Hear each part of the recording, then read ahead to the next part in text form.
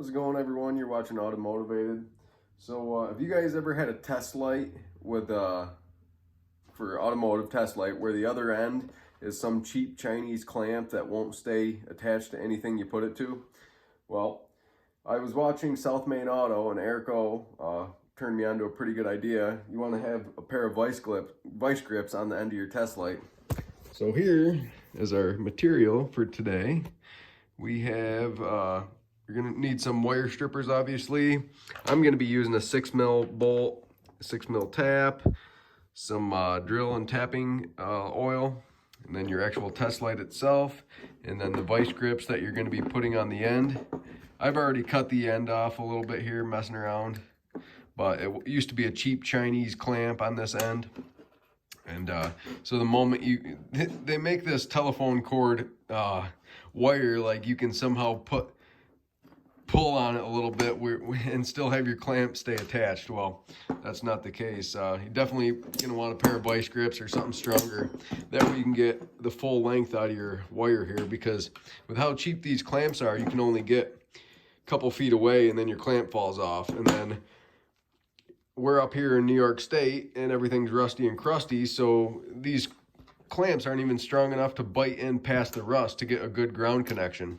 So for you automotive diagnostic enthusiasts, I'm going to show you guys how to put a pair of vice grips on the end of your test light. It's pretty simple. I'm sure most of you guys can figure it out, but I kind of want to make a video of my process. I'm sure you guys have other ways of doing it, but pretty much what I'm going to do is drill and tap a hole in the top of my vice grips, cut this off, leave yourself a good couple inches, wrap it around your bolt, and then squash it into your hole. It's, thread it into your hole. It's pretty simple way to do it. You guys could use an eyelet, an eyelet connection on the end of this, but I'm not gonna go that extreme with it. I think it's just as good to wrap the copper around, tighten it down till it's tight, put a little bit of Loctite on it so it doesn't back off, and I'm happy with that. I already made a couple of them. If you guys want me to make one for you guys, I can. All right, guys, you're gonna start by putting a little drill and lube on the end of your drill bit. Then you're gonna want to pick a good spot on your pair of vice grips here. I hope you guys can see this. You're gonna want to pick a good spot kind of centered so that your bolt and washer is gonna fit, and not overlap onto this little edge or something. So I try to go about the middle right there.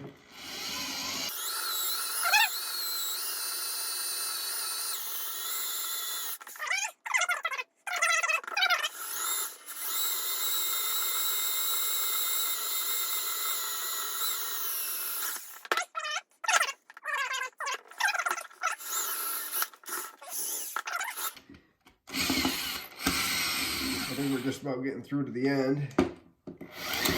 Oh, yeah, there we go. But I didn't want to drill a hole in my cart, so let me grab a rag real quick.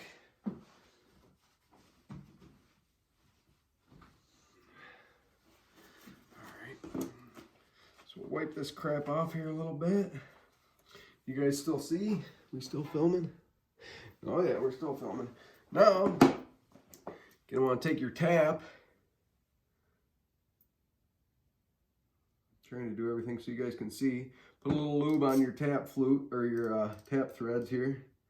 And this, like I said, this stuff's pretty hard, so you're gonna want to take your time tapping this. Just go a little bit at a time. Oh, and this is also a 6. I think it's a 6 by 1.0 tap. And then my drill bit was a 5.0 millimeter. This is all metric stuff. It's just cheaper and easier to get nowadays. So you're gonna send this tap through a little bit. This one's actually not tapping as bad as the last tool I did. Must be this steel's a little bit softer. So you want to send this tap down through here. And obviously it started pretty straight because it went right through easily. So. And like I said, I can make these, if you guys want to order them, and I don't have a business to do this, but I can make them for you guys if you want. If you guys don't have the tap and drill and everything, but I'm sure most of you guys do. If you guys are, you know, fans of automotive diagnostics, if you guys even want something like this, I'm sure you guys probably have the tools to do it. But if you don't, no problem, I'll make you one. So now next step, I'm just gonna inspect my threads here. And then also I decided not to use Loctite. I'm actually going to, I don't know if you guys can see that, I'm actually going to put a lock washer, a small flat washer on there instead of the Loctite. Actually, you know what, I might put a little bit of anti-seize on here just to keep the copper wire from corroding once we put it all together, because I don't want any oxygen to get into where this copper is going to be underneath this washer. So let me go ahead and grab some of that. So I actually had some spray anti-seize kicking around.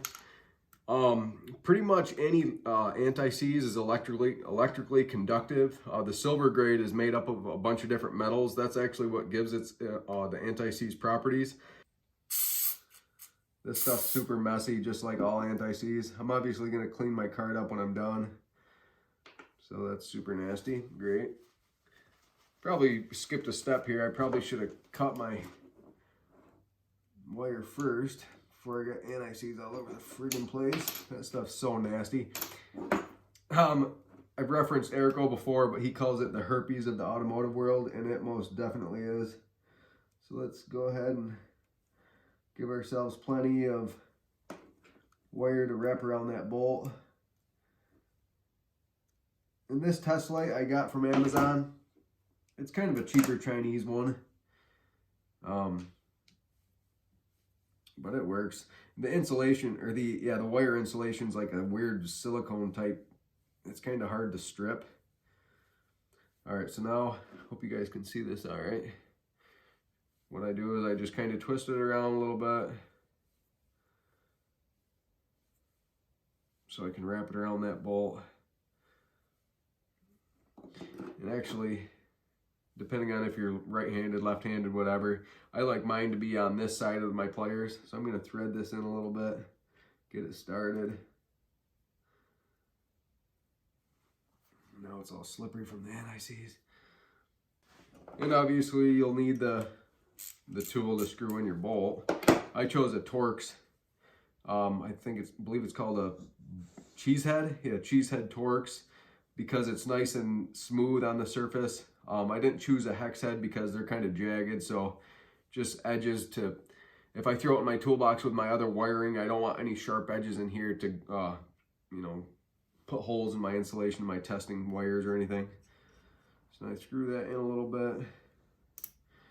Pull your wires away from your thing with your vice grips. Then you're going to want to wrap this around underneath your washers. And if you can get one full wrap, it makes it a lot easier.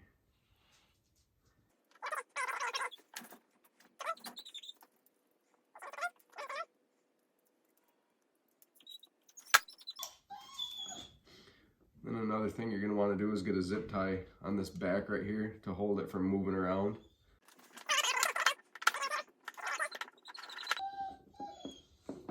This is going to keep your wire from being shucked around and ripping off that bolt. I have a feeling if you left it without the zip tie, it would probably just come off this bolt from flexing and flexing and flexing over and over.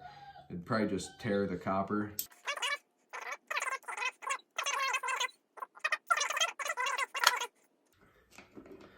Alright, so I'm happy with that right there. It kind of took it to the other side, but not a big deal. So now cut that off flush. Here's another trick here too. If you want your zip ties to be cut flush, just take your knife, go across the top, and it leaves a nice flush surface.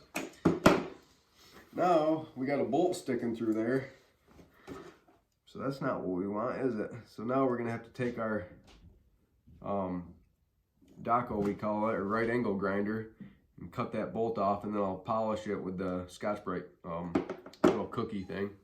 I don't know what they call them. 2-inch sanding pad, maybe.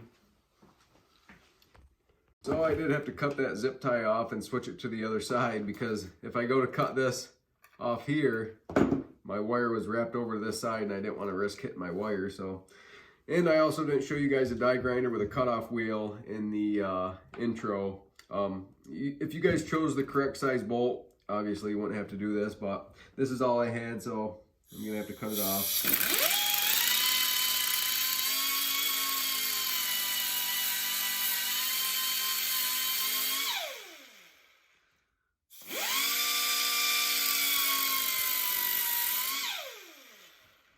Now, I'm just going to polish it up a little bit.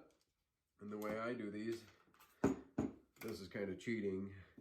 There's a quick lock, twist lock cookies you can get. I call them cookies. I just kind of cheat and stick my cookie right through there. It's a little mechanic trick an old timer taught me. But anyways, let me grab a different cookie.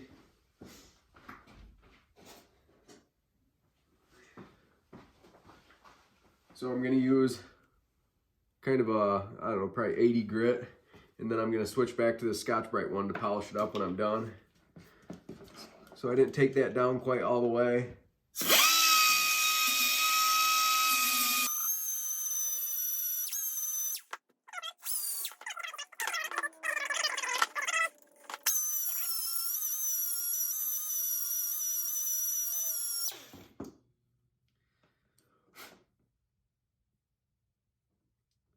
Well, I'm happy with that. So let me zoom in and show you guys what we got. So that's what we got there. Yeah, I mean, it might not be the prettiest. It sticks up maybe a tad, but there's no sharp edges. It's not gonna catch anything. There's good continuity through that. I got a little battery over here I can show you guys.